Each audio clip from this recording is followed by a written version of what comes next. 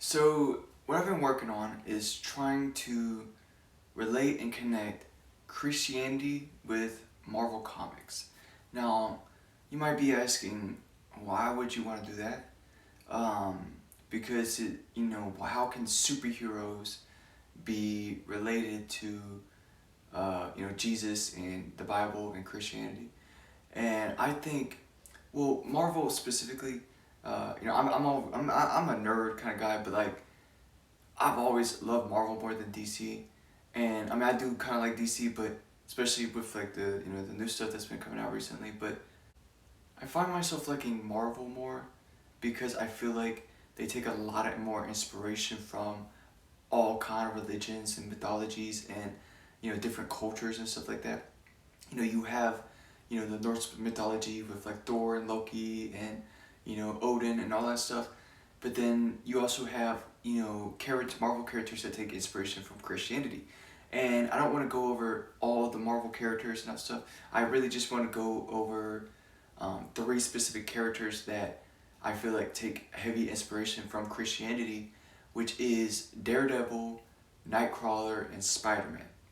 And I want to try my best to um, explain why I feel like I want to say these are my three favorite characters, uh, but no, my actual and Nightcrawler is related to Gambit, not related to Gambit, but they're both X-Men, and what that means is like mutants and like you have a mutated gene, and Gambit, Spider Man, and Daredevil are probably gonna be my three favorite, but Nightcrawler, he has a relationship with Gambit, and he teaches forgiveness and stuff with Gambit, and I want to talk about Gambit's relationship with Rogue and why I like that so much and how that can relate to Christianity, even though Gambit's character might not talk much about it. But I think I'll start with Nightcrawler because I feel like Nightcrawler, his character probably is the most inspired by Christianity. Yeah, I feel like his character is probably inspired the most by Christianity,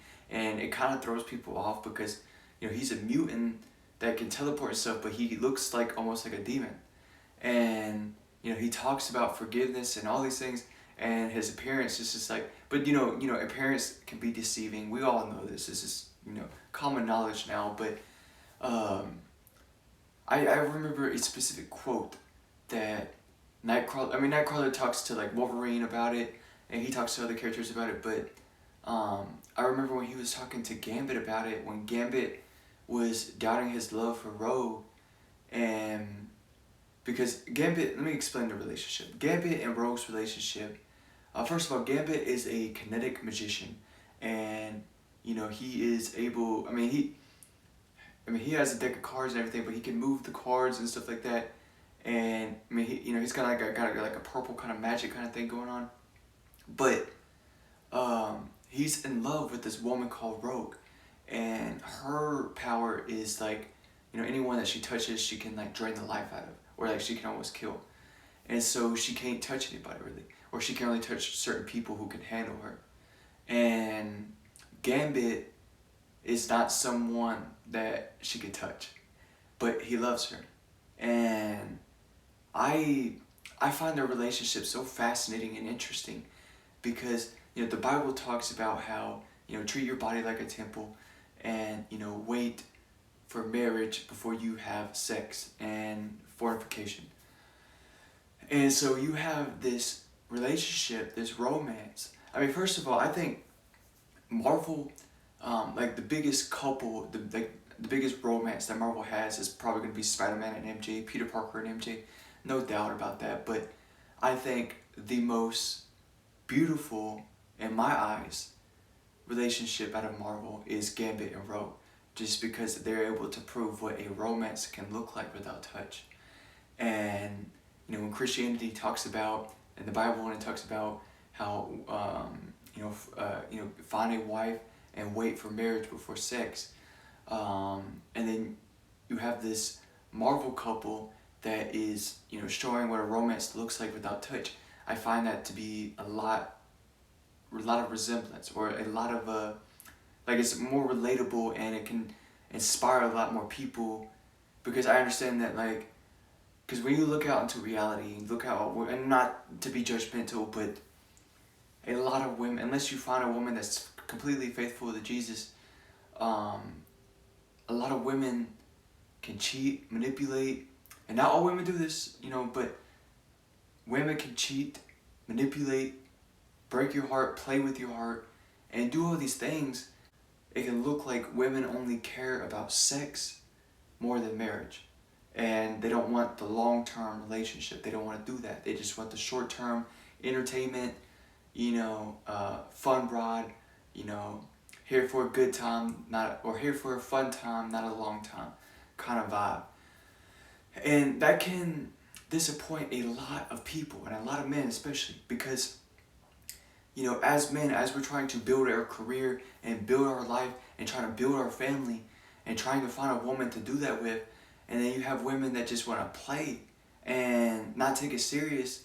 And not all women are like this. Like I said, if you can find a woman that's faithful to Jesus and tries to be Christian, I don't think that a woman like that would try to cheat on you or try to play with your heart. But to think that you can have like a Romeo and Juliet type of relationship, I understand that like not everyone wants to wait until marriage and everything, but when it comes to a romance where it's like soulmates and stuff like that, and a lot of people do believe in that, and I believe in it too. But when you believe in that, and then you try to find a woman that also believes in that, it can be very difficult.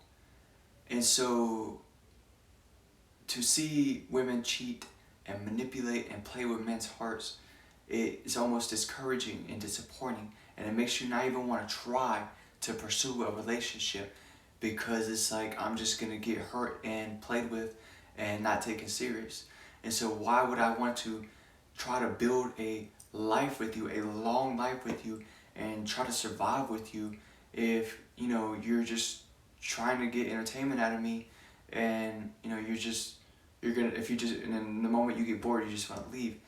It's just like, it just makes you not even want to try. And it's like, what's the point of even building a career and trying to chase this kind of life if you can't find a woman to support you in that life?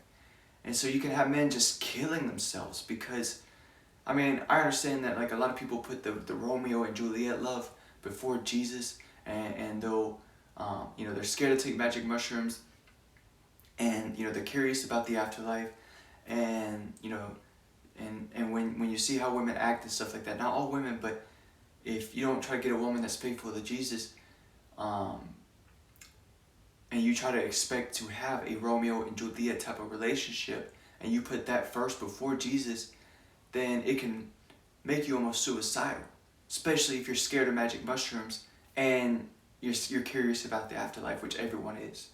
And like I said, I think Gambit and Rogue, I think, is one of the best Marvel's, like one of the best couples that Marvel has ever created. And it inspires me to try to have a relationship like that. And yes, I've had sex before marriage. I've disrespected my body, so I am not perfect, and I am not the one to speak, to say, but I what they say, smart people learn from their mistakes, wise people learn from the mistakes of others. So I just want to share my mistakes with people, and I will go into, later on, I'll make another video talking about, my experience with sex, and, how, I'll talk about that in another video and everything. But as I'm trying to get closer to Jesus, I want to wait until marriage for sex, right? And I need to find a woman who agrees and wants to do the same thing. As I work on that, I find myself getting inspired by Marvel characters like Gambit and Rogue to keep moving forward and to not let go of that dream of Romeo and Juliet, and to know that it's still possible. But you need to put Jesus first before that. You have to put Jesus first before Romeo and Juliet, and which is hard for a lot of people to do. And I'll kind of talk about that in another video, but I remember But what I want to talk about though is what Nightcrawler said to Gambit when he was doubting his love for Rogue, because Rogue had a past relationship with Magneto and he can touch her. And so, I can understand that, Gambit can be getting jealous in that way because he can't touch her like Magneto can, but he still loves her. And so, Nightcrawler told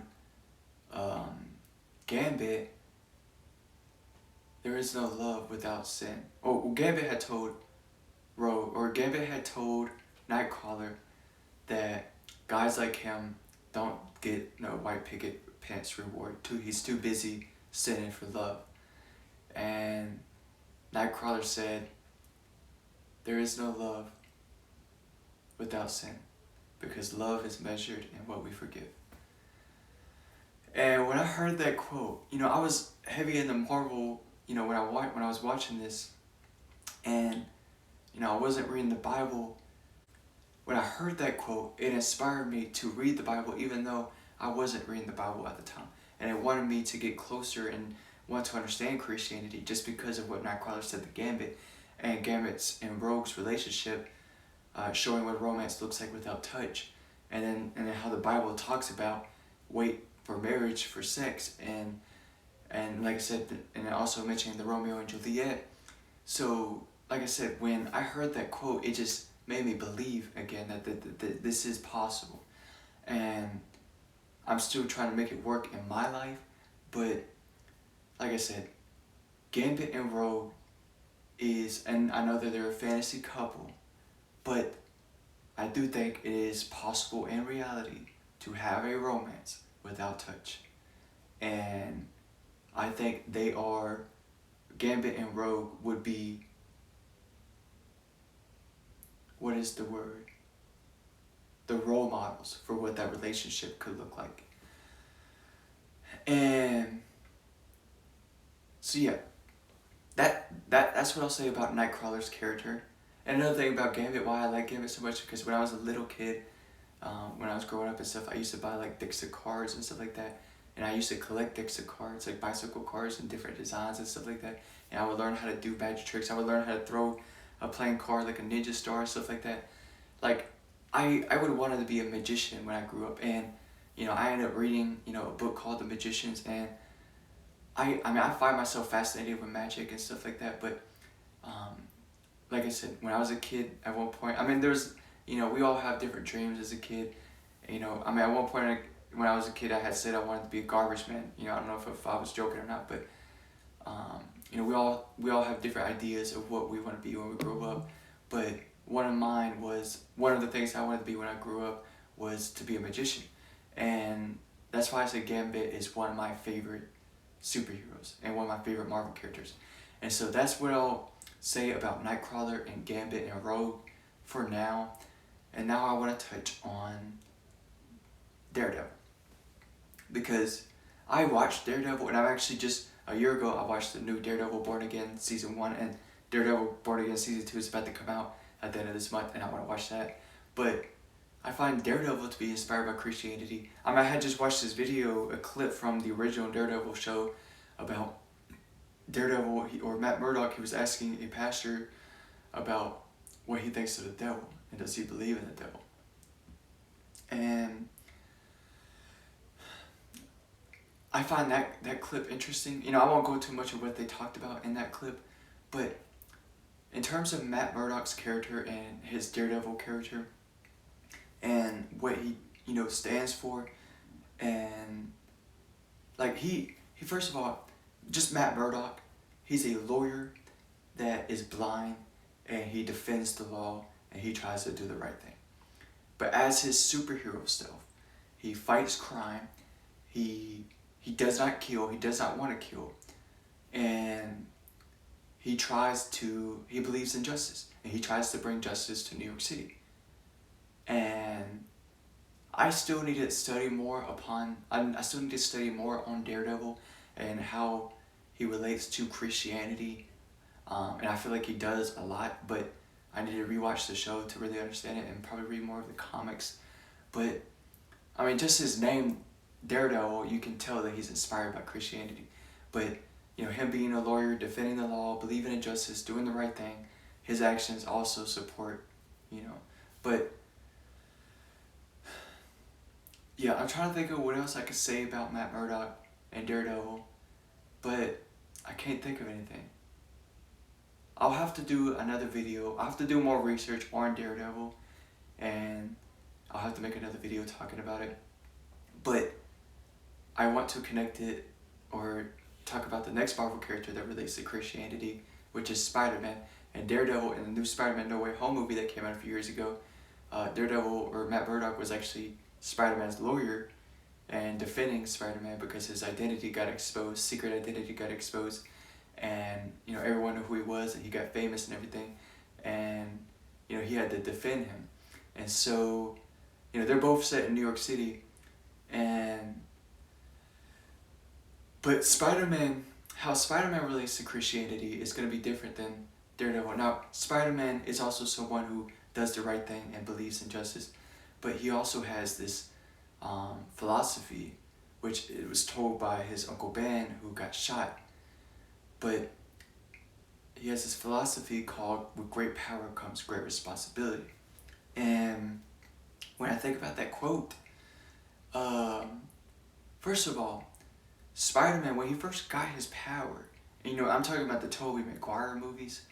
When Tobey Maguire, Spider-Man first got his powers, the first thing that, and I don't know if this is the first thing that he did, you know, first of all, he was, you know, using it to defend himself against a bully in high school, you know, to impress MJ, his lover, but also he went into a, you know, competitive wrestling, or I think it was underground wrestling tournament kind of thing, to use his power to make money.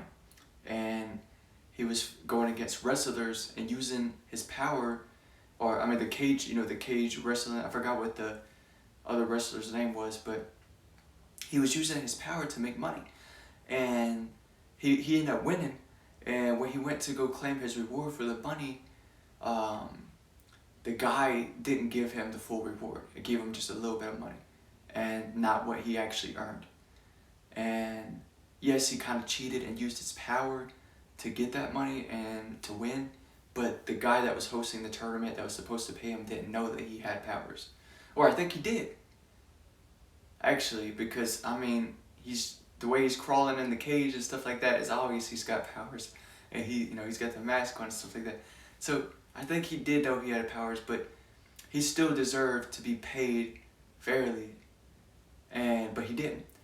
But right after he got scammed and not getting, you know, his full compensation, the dude that was supposed to pay him got robbed right in front of Spider-Man, in front of Peter. And Peter let him get robbed. He didn't try to stop him, even though, you know, he tried. You know, later on he always tries to do the right thing, but in this moment, he let someone get away with the crime because he felt like the guy that scammed him deserved it, because he said to Spider-Man, he said, "Are you gonna stop him?" And he said, "It's not my problem."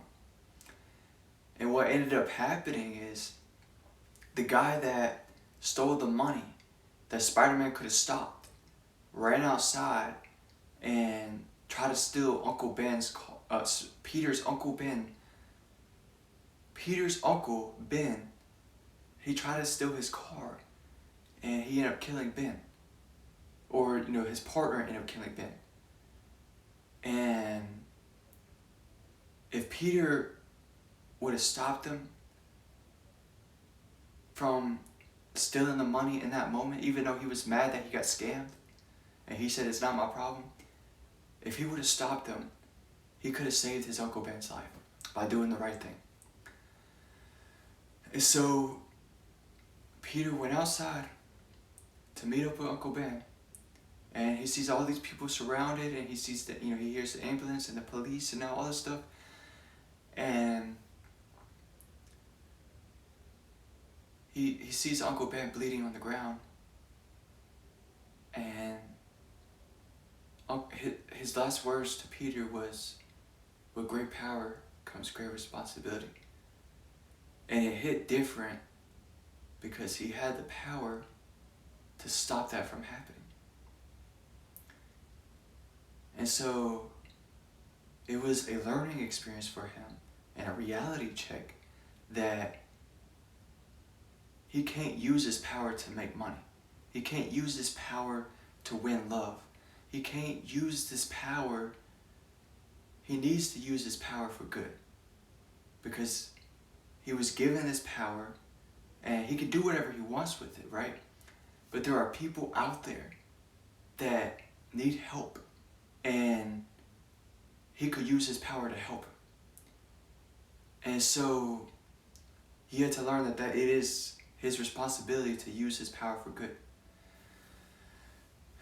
And so, yeah, that message hit him, and it hit me too, because, I think of the quote, great power comes great responsibility, and how does it relate to me, and do I have any power? Do I have positions of power?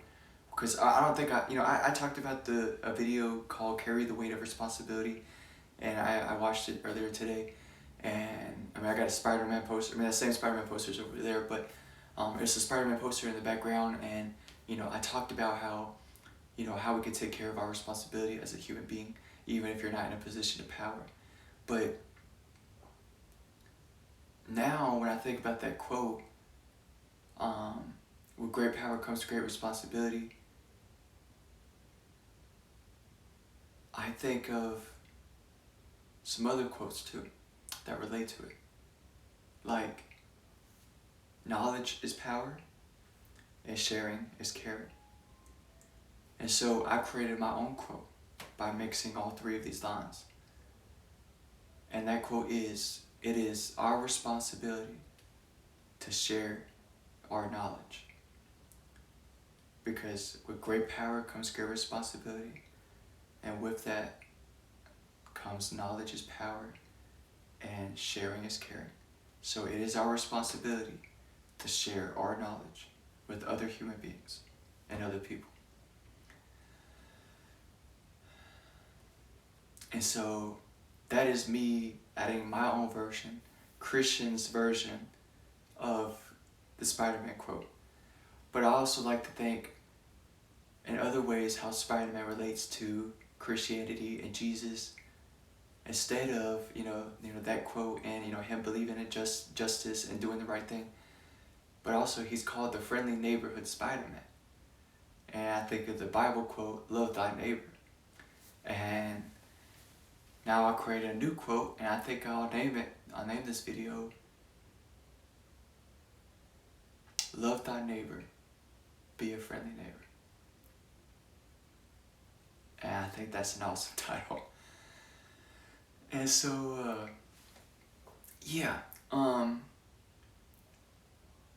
that's pretty much it.